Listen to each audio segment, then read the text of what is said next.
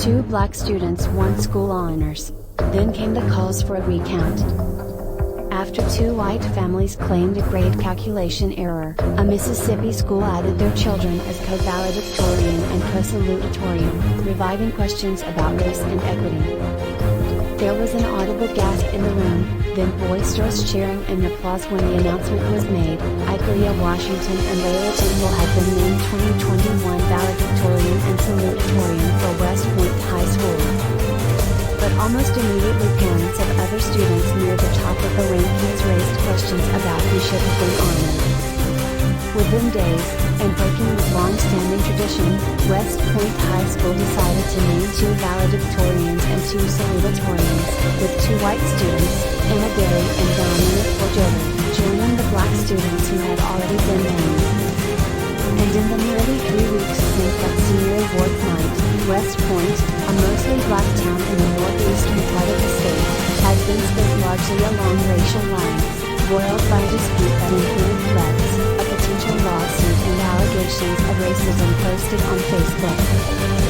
Officials say the case had nothing to do with the events in West Point, but instead blaming a mistake made by a school counselor resulting largely from the confusion over which of 2 methods for calculating final grades should have been used. In a world in which students, and their ambitious parents, fight for the tiniest edge over their classmates, West Point is hardly the first high school to see senior class honors fare into acrimony and legal issues.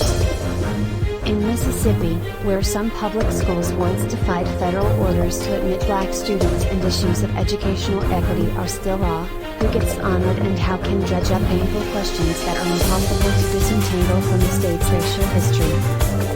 Ross, a lawyer in Jackson, the state capital, who has handled those cases, said questions about the selection process, and whether it is fair, are not uncommon. Ikaria's mother, Angela Washington, was oblivious to any supposed miscalculation in West Point as she was leaving the auditorium after senior award. But as she was accepting kudos and generally basking in her daughter's glory, she said she overheard Emma pledging to challenge the decision to give the awards to Ikaria and Will. Emma's father, Sean Gary, was also upset, he said in an interview, because the family had kept up with his daughter's averages and knew she was at the very top. The parents of the just named valedictorian and salutatorian left the ceremony, aware that Emma and her father were upset, but thinking nothing of it. Over the next day, however, the parents of Emma and Dominic did their own homework. But, it turned out, Dominic and Emma were the top 2 finishers based on unweighted grade point average. The parents of the 2 white students held discussions with Burnell McDonald, the superintendent of West Point schools. They complained that based on the West Point High School student handbook, the school had not followed its own rules in calculating class rank. Shortly after learning from the superintendent that her daughter would be honored as co-salutatorian, Emma's mother posted a picture of Emma and Dominic on Facebook, announcing they were the valedictorian and salutatorian.